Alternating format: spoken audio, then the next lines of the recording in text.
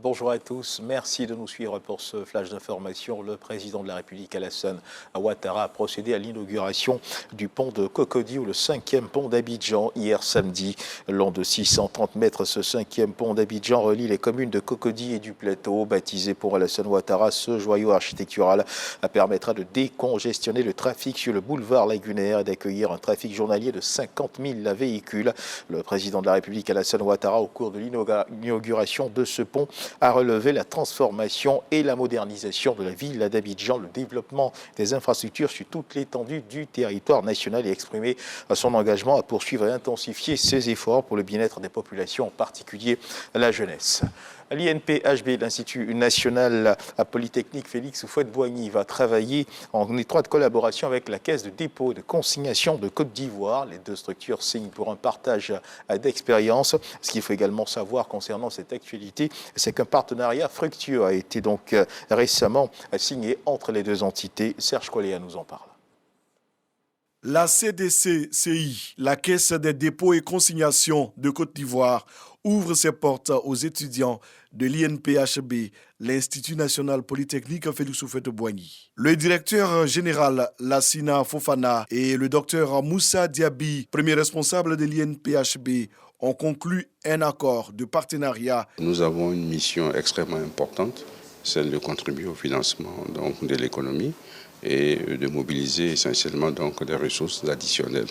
Et tout cela doit se faire avec un capital humain bien formé. Nous pourrons mettre à niveau nos cadres, d'une part, et d'autre part également permettre aux étudiants de cet institut de trouver en la CDC un terrain de mise en œuvre de ce qu'ils ont appris sur le terrain.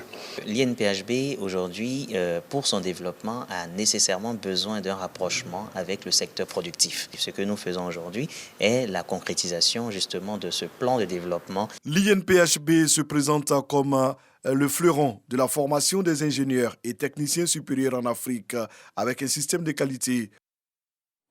Une organisation non gouvernementale dénommée EMO travaille pour l'amélioration de la santé du couple mère-enfant. La raison d'être donc de cette ONG, elle mène depuis sa création des campagnes de sensibilisation dans le cadre de l'amélioration de la santé de la reproduction à l'étape de l'homocancro dans le département de Tibissou. Notons que 500 femmes ont été dépistées du cancer et du col de l'utérus.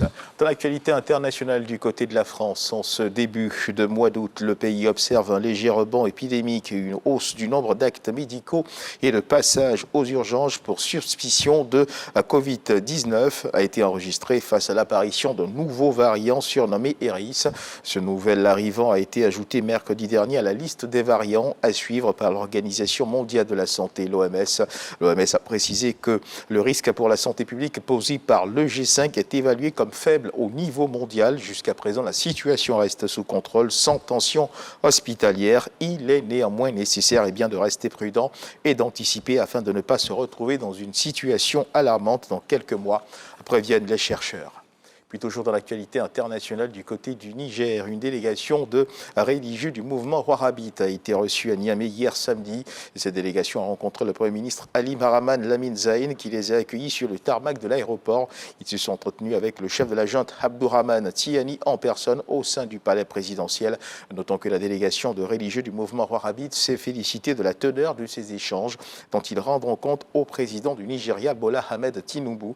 Et de son côté, Ali Maraman Lamine Zaïn, le Premier ministre nommé par la junte, a dit avoir plaidé pour la levée de sanctions jugées inhumaines et inacceptables afin de permettre un retour à une situation de normalité au Niger.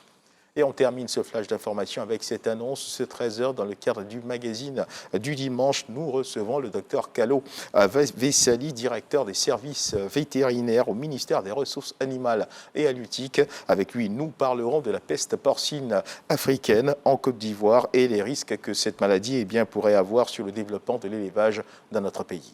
Voilà qui marque la fin de ce flash d'information. Merci de nous avoir suivis. Je vous retrouve à 13h pour le journal.